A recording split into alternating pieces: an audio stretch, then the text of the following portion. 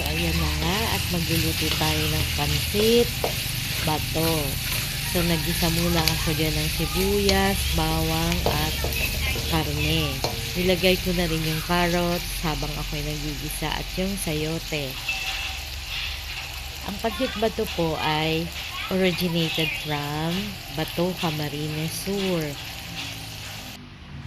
So, ayan. Naglagay ako ng tubig at ng toyo, konting toyo, para maging mas malasa ang ating sabaw. Halu-haluin natin. At hintayin natin na kumulo.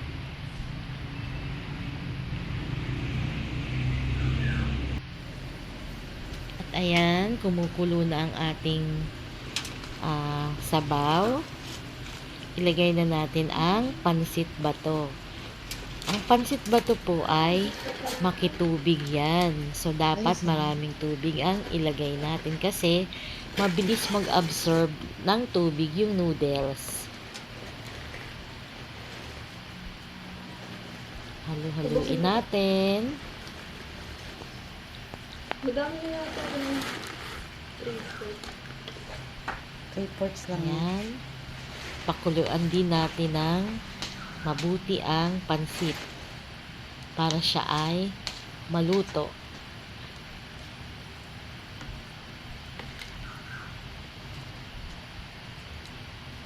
Yan ang pansit bato. Ang pansit bato ng Bicol.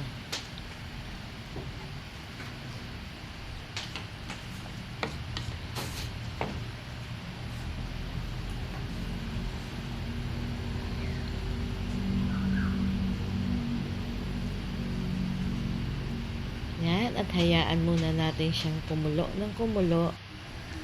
At pagkatapos, ayan na. Pakuloang mabuti ang pansit.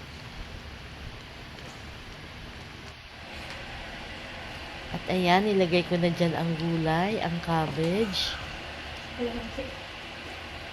Halu-haluin natin ng yung mga gulay. Maihalong mabuti ang gulay.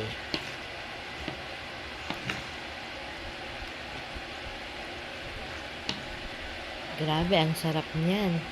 Lalo na kapag mainit-init pa siya, nakakainin natin. Sobrang sarap ng pansit bato. Malasa. Wow! Pam pam pam pam! Ayan nga, naglagay ako ng oyster sauce. Sa huli ako naglalagay ng oyster sauce para kumapit yung Dadagdagan lasa. tubig? Mas malasa ang pansit kapag nilagyan natin ng oyster sauce sa huli. Yan nga, nagdagdag pa kami ng tubig kasi ay kinulang sa tubig ang ating Di pa nga pansit. nahilab. Ganyan siya, Kulay makitubig puti pa. talaga yan. Tapos yun, ay pagkain tulugan So, at ayan na. Tinikman na natin. Luto na ang ating pansit bato.